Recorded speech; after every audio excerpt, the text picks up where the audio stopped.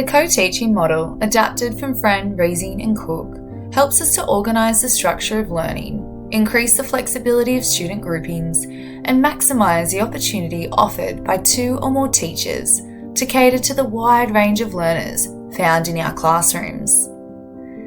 The first approach we'll be looking at is one teach, one observe. This is where one teacher leads the lesson, who is identified as the blue circle near the focal point of the room, and the co-teacher observes. This approach might be used early on in a partnership when you want to get a feel for one another's teaching style, or when one of you knows a topic better than the other. You might also use this approach when trialling a new teaching strategy, as you may want your partner to observe you and give feedback on specific aspects of the new strategy being implemented. Instructional coaches can use this approach when modelling a new practice with the classroom teacher. In station teaching, learners move through a series of stations that each address a different aspect of the content. Some of the stations will be facilitated by co-teachers, and some will involve students working independently.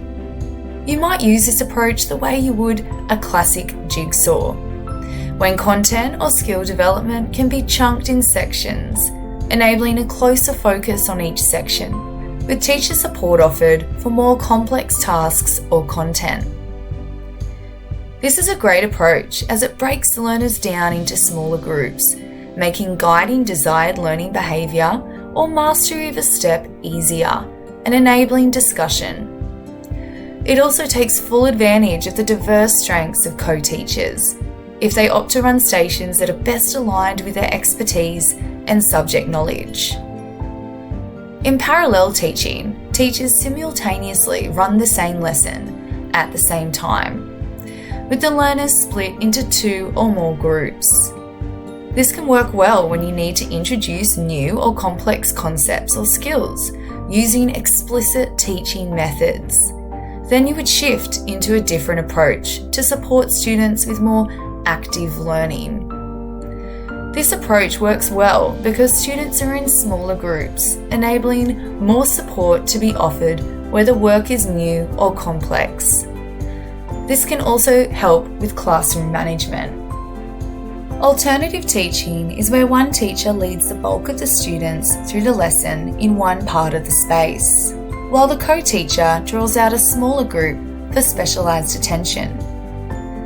You might use this when your formative assessment or observation has identified that a group of learners might require more or different support for an activity.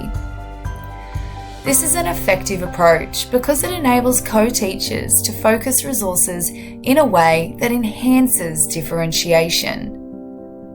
Learners who may have been absent or require extra help get the advantage of this support.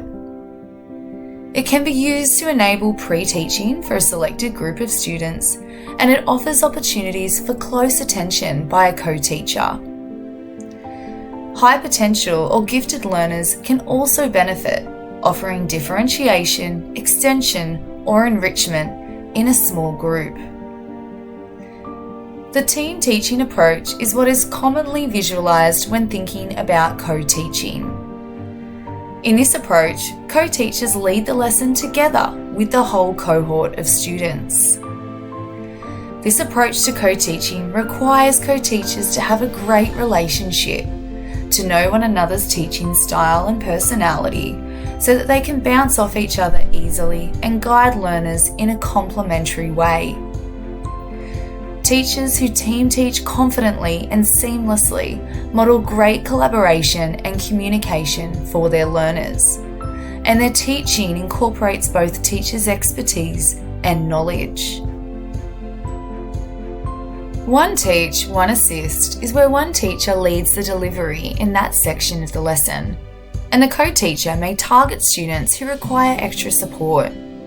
You might use this approach in an activity where learners are being guided through a new process, and some students require individualised support to follow along. It can also be used to support high potential or gifted learners to be encouraged to think more broadly through extension tasks. Co-teachers are advised to consider which approaches will be best matched to the learning goals of each lesson during co-planning sessions, and reflect on how to improve the use of each approach in co-reflection sessions in order to best leverage the expertise of co-teachers and maximise student learning.